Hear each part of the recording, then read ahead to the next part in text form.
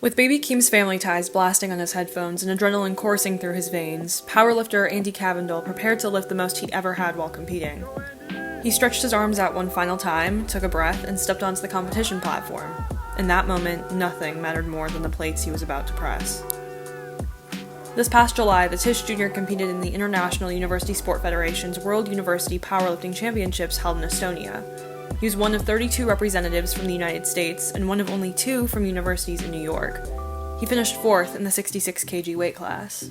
What was it like to represent not only NYU, but Team USA on a scale that large? This is the first powerlifting competition tied with FISU, which is it's like the Olympics but for collegiate athletes.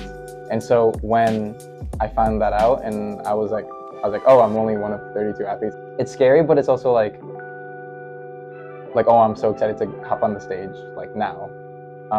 And so during prep, when I was training and all that, it was a mix of pressure and also excitement. Did that pressure and excitement hit when you got onto the stage to compete for the first time, do you think? Or was it something that you processed in stages? I felt the pressure more during the months before. When actually lifting on the platform, it's different. It's a different kind of feeling. It might sound crazy, but when I say it's calm, that's how it actually feels. When I'm on the platform, I'm just there to lift, or I'm just there to grab the bar and pull to do a deadlift. There's quite literally nothing else on my mind but to move that weight. Leaving the competition, how did you feel about your performance? 4th place does not sit well with me. The reason why 4th place doesn't sit well with me because I knew that I could win that day.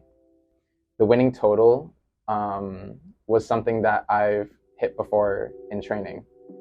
So it's something I was so close to actually getting a world title. And I think that was also the first powerlifting competition that my mom has been to ever. And I felt that was a lot of pressure, but it's also appreciate the support. I know that whatever place I end up in, she'll be happy with. How do you hope that your 4th place finish will promote powerlifting on campus here at NYU? Coming into NYU, I thought there would be a lot more powerlifters than I've actually encountered. A lot of people I know that I met at either 404 gym or Palladium gym, they want to get into powerlifting, but they just don't know how. I'm hoping I can inspire a lot more students to actually dive into the sport. In April, you mentioned to WSN that you were trying to get official student activities board recognition for NYU Barbell, which is a club for gym goers, powerlifters, and bodybuilders. Have you seen any progress with this since? So NYU Barbell hosted a powerlifting mock meet at JDI, Tribeca, which is, I want to say one of the best powerlifting gyms in Manhattan. And it did really well. A bunch of people showed up, a bunch of new lifters too, that are trying to get into powerlifting. So I took that as a win. In terms of board recognition, we'll see in, I think, next month. Cabindol met his coach, Nick Lynn, through NYU Barbell and attributes his world's qualification and competitive trajectory to both Lynn and the community he's found within the group. This February, Cabindol will compete in the bench press at Bench Nationals with the hope of further qualifying for Bench Worlds. What do you think is the importance of having community in a sport like powerlifting?